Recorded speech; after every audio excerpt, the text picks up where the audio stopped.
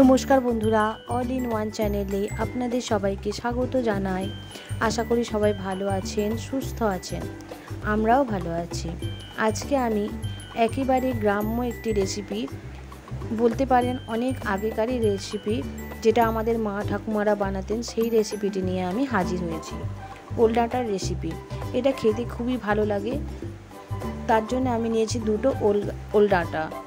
ওল ডাঁটাগুলো আমি ভালো করে ছাড়িয়ে কেটে নিয়েছি।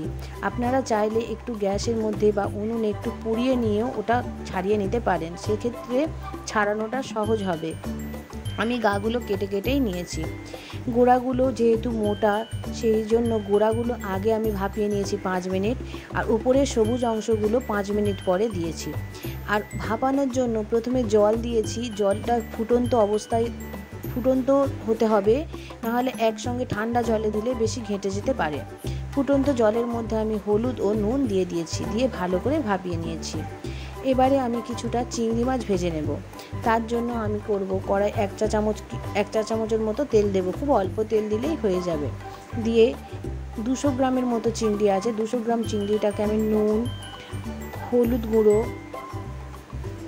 আর লঙ্কা গুঁড়ো দিয়ে ভালো করে ভেজে নেব।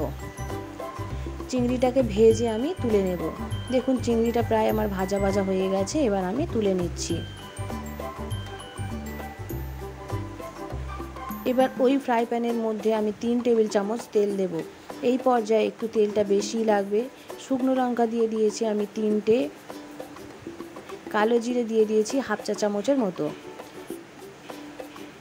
দিয়ে ভালো করে ভেজে নিতে হবে। যখন সুন্দর একটা স্মেল উঠবে, তখন কুচিয়ে রাখা পেঁয়াজ দিয়ে দিতে হবে। আমি বেশ বড় সাইজের একটা পেঁয়াজ কুচিয়ে নিয়েছিলাম। পেঁয়াজটাকে কুচিয়ে ভাজতে হবে গোল্ডেন কালার হওয়া পর্যন্ত।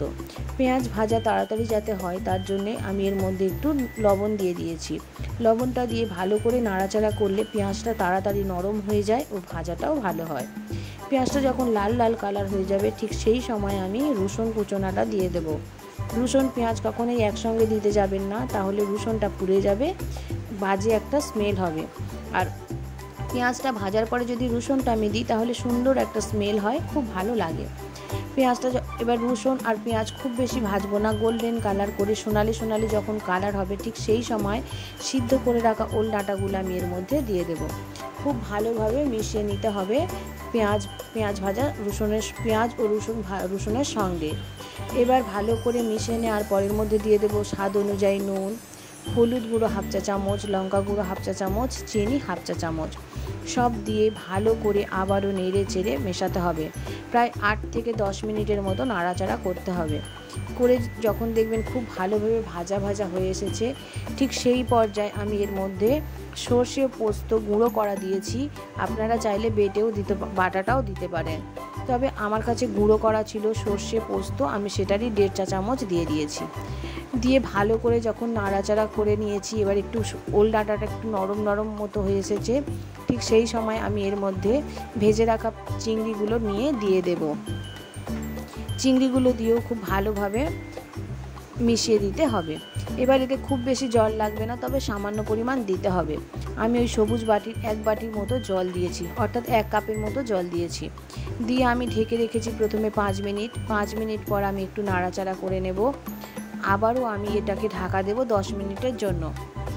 10 মিনিট ঢাকা দিয়ে রেখেছি। 10 মিনিট ঢাকা দেওয়ার পর ভালো করে নেড়ে চেড়ে নিয়ে এবার আমি নারকেল কোড়াটা দেব। একটা নারকেলের হাফ মালা নারকেল আমি নিয়ে পুরোটাই দিয়ে দিয়েছি। নারকেলটা দিয়ে খুব ভালো করে নেড়ে চেড়ে মিশিয়ে নিতে হবে। আবারও 5 থেকে 10 মিনিটের মতো নাড়াচাড়া করতে হবে।